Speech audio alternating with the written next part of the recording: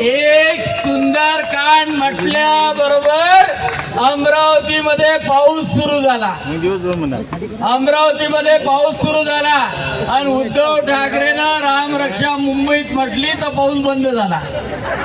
कारण का जे प्रभू श्रीरामचंद्राचं जेव्हा प्राण प्रतिष्ठा प्रधानमंत्री नरेंद्रजी मोदी यांनी केली तेव्हा उद्धव ठाकरेला जाग नाही आली.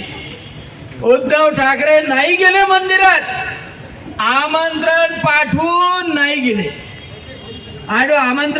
नाही गेले आणि त्याच्यामुळं उद्धव ठाकरेंनी आता किती ढोंग केलं सोंग केलं.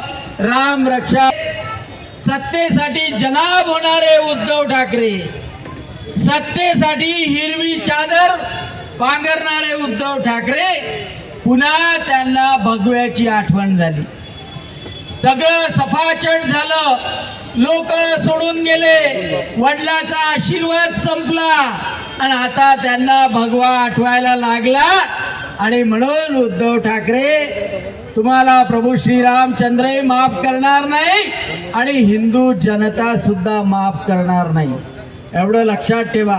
आणि त्याच्यामुळं या ढोंगाला आता तुम्ही मुंबईत जा किंवा नागपुरात जा, हिंदूंना आवाहन करा, काही करा, लोक नाही भूलणार.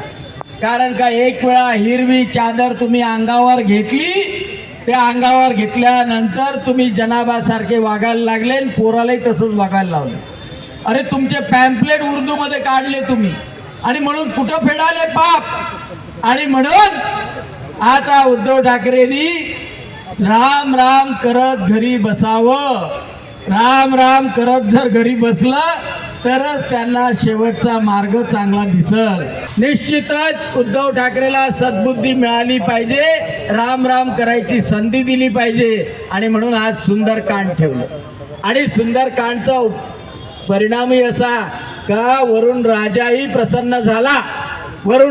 प्रसन्न झाला आणि अनेक दिवसापासून ताणलेली अमरावती पुन्हा त्याला दिलासा मिळाला.